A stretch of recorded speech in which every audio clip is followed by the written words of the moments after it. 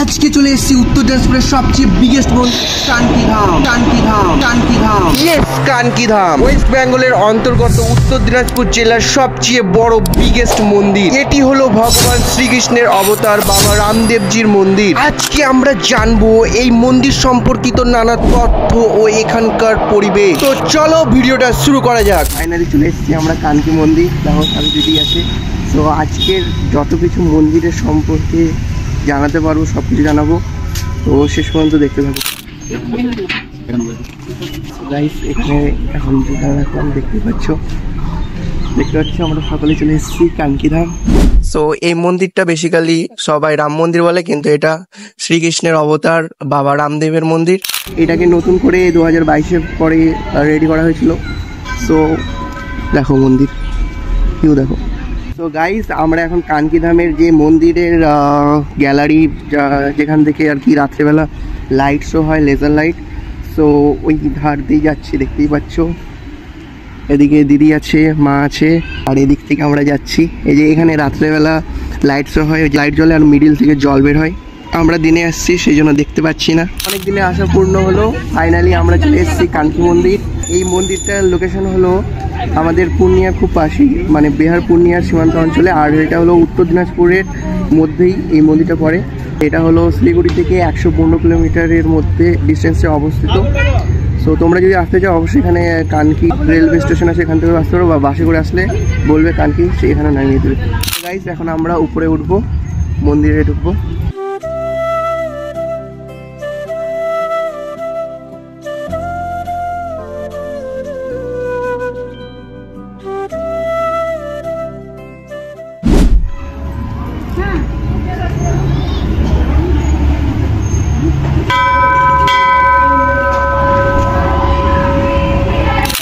আমরা মন্দিরে ঢুকে গেছি, দেখতে পাচ্ছি মন্দিরে আছি।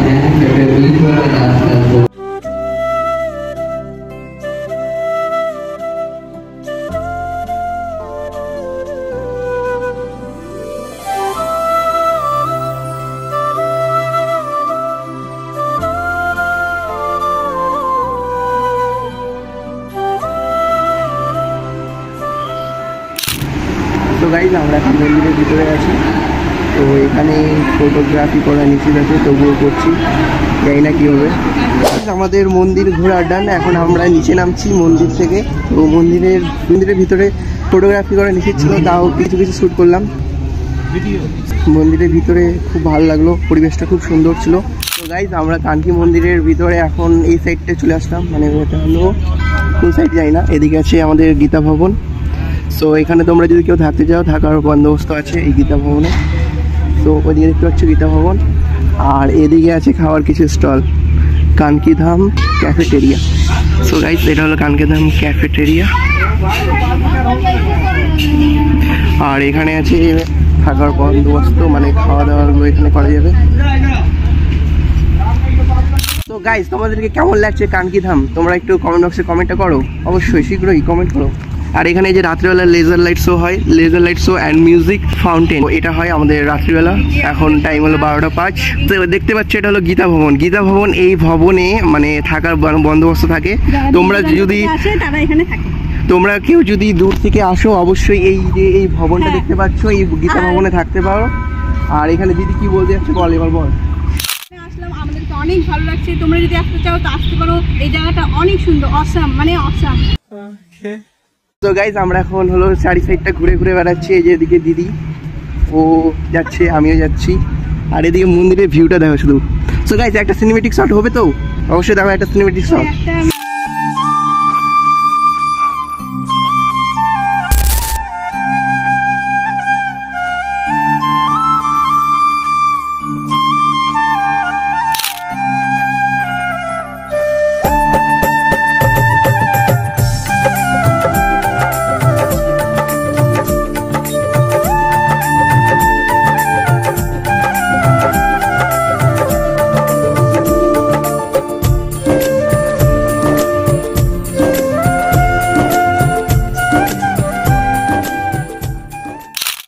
অনেক দিন ধরে এখানে আসার ইচ্ছা ছিল, তো ফাইনালি আজকে অনেক ঝামেলা, অনেক কষ্ট করে আসলাম। গাইস এবার আমরা দেখবো হলো কানকি-ধাম আরোগ্য কেন্দ্র। এই আরোগ্য কেন্দ্রটা হলো কানকিধামের হসপিটাল টাইপের কিছু একটা। সো দেখো যে আরোগ্য কেন্দ্র দেখতেই পাচ্ছ, ওই যে কানকিধাম আরোগ্য কেন্দ্র। এই সাইডটাতে আছে এদিকে মন্দির, এই সাইডটা, আর বা সাইডে আছে হলো কানকিধাম আরোগ্য কেন্দ্র। সো তোমরা এখানে আসতে পারো, অবশ্যই খুব ভালো একটা জায়গা, উত্তর দিনাজপুরের মধ্যে সবচেয়ে ভালো একটা জায়গা। অবশ্যই আসে ভিজিট করো, দেখো খুব ভালো লাগবে। গাইস এখানে দেখতে পাচ্ছ সেই ভীষণ সুন্দর সুন্দর ফুলের গাছ, তোমরা দেখতেই পাচ্ছ। এই জায়গাটাতে আসলে সত্যি মন মুগ্ধ হয়ে যাবে। অবশ্যই তোমরা আসো, ভিজিট করো। যারা এখনো আসোনি কানকিধাম, কি করছো? অবশ্যই আসো কানকিধাম, খুব ভালো জায়গা, উত্তর দিনাজপুরের মধ্যে ঘোরার জন্য খুব একটি ভালো প্লেস। অবশ্যই আসো, খুব ভালো মনোরম পরিবেশ, ভালো লাগবে। এই জায়গাটা আমরা কিছুক্ষণ ফটোগ্রাফি করলাম, দেখতে পাচ্ছ। এই যে এই জায়গাটা, এখানে আছে আর এখানে ময়ূর আছে, আর এদিকে দিদিও ফটোগ্রাফি করলো, প্লাস আমিও ফটোগ্রাফি করলাম। এটা হলো কানকিধামের পাদুকালয়। তো গাইস তোমরা যদি কানকিধাম আসো, অবশ্যই জুতা রাখার ব্যবস্থা আছে, চাপ নেই এটা নিয়ে। তো এখানে তোমরা জুতা রাখতে পারো, এখানে দাদারা আসে, তো এখানে দাদাদেরকে বলবে এখানে জুতা রাখা যাবে, অবশ্যই এখানে ভিজিট করো। তো গাইস এই মন্দিরের বেসিক্যালি দুটা বড় বড় গেট আছে, একটাতে যেটা আমরা ঢুকলাম ওই সাইডটা, আর একটা আছে এই যে আমাদের সামনে এই সাইডটা। সো এই দুটাই গেট আছে, মেন বড় গেট।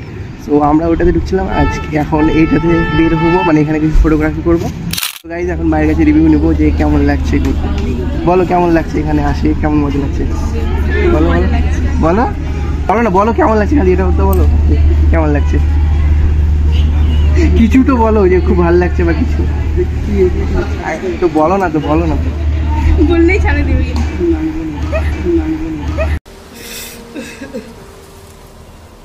এখন দিদির কাছে রিভিউ নিব যে এখানে এসে কেমন লাগছে। বল বল এখানে আসে কেমন লাগছে। খুব ভালো লাগছে, খুব মজা করছি। এই মন্দিরটা এত বড়, বিশাল বড়, এখানে তোমরা ঘুরতে পারো, থাকতে পারো, পার্কের মতো আছে কিছুটা, একদম খুব সুন্দর, অসাধারণ। অবশ্যই তোমরা এসো, এসে ঘুরো, খুব সুন্দর একটি জায়গা, খুব ভালো জায়গা, অবশ্যই আসো। গাইস এদিকে তো আমরা মন্দির ঘুরলাম, আর ওইদিকে আছে শৌচালয়। তোমরা যদি অবশ্যই মন্দিরের সাইডে আসো, এদিকে শৌচালয় আছে, অবশ্যই তোমরা ওই সাইডটা দিয়ে করে নিতে পারো।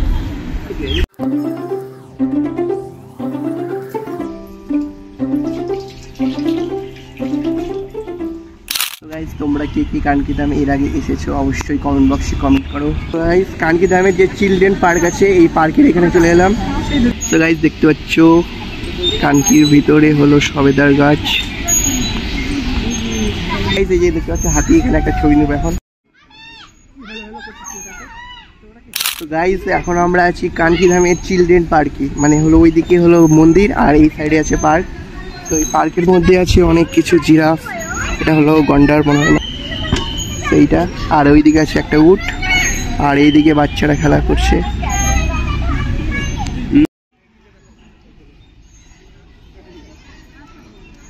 গাইজ আমাদের কানকিধাম ঘোরা শেষ হয়ে গেল, এখন জুতো নিতে যেখানে রাখছিলাম, ওই জুতোগুলো নিয়ে আমরা বের হবো।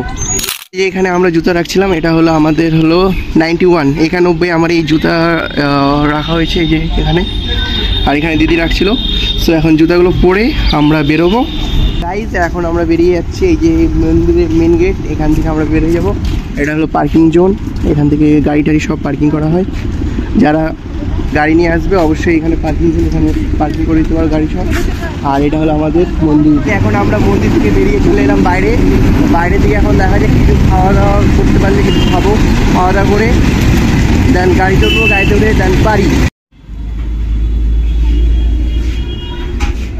আমরা এখন এই হোটেলে খাওয়া দাওয়া করবো, বেলা 1টা বাজলো, 1টার দিকে আমরা খাওয়া দাওয়া করবো। এই তো আমাদের চলে এসছে এখন পরোটা, তো পরোটা খাবো, 2টো পরোটা আছে আর সাথে মিষ্টি আছে, আর এইদিকে তরকারি হয়ে যায়।